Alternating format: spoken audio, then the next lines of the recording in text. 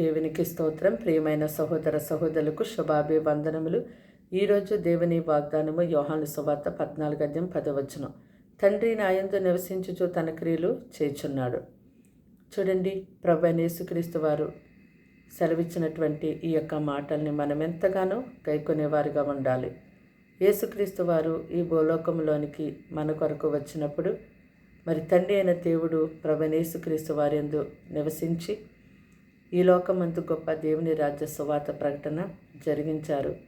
అంతేకాదు ఎన్నో ఆశ్చర్యమైన కార్యాలు, సూచక్రియలు, అద్భుతాలు, మహత్కరమైన కార్యాలు ప్రభు జరిగించారు. మరి యేసు యొక్క మాట వినగానే చనిపోయిన వారు సహితం తిరిగి లేచారు. ఈ భూలోకమందు యేసుక్రీస్తు వారు ఎన్నో గొప్ప కార్యాలను జరిగించి తండ్రి అయిన దేవుని ఎంతో గొప్పగా మహిమపరిచారు. అలాగనే మీరు కూడా ప్రభువైన యేసుక్రీస్తు వారి యందు విశ్వాసం ఉంచి ప్రార్థించి మీరు అడుగు వాటి నెలను పొందుకుంటూ యేసునామలో గొప్ప కార్యాలు జరిగిస్తూ ఉన్నారు అంటే దేవాతి దేవుడైన యెహోవా ప్రభువైన యేసుక్రీస్తు వారు మీ యందు నివసిస్తున్నారు. కాబట్టి మరి మీరు దేవుని యందు విశ్వాసం ఉంచి ఎడతెగని సహవాసము ఆయనతో కలిగి ఉన్నప్పుడు మీ యందు ప్రభు నివసిస్తారు. మీ ద్వారా దేవుడు గొప్ప కార్యాల్ని ఎంతో గొప్పగా జరిగిస్తారు. ప్రార్థన.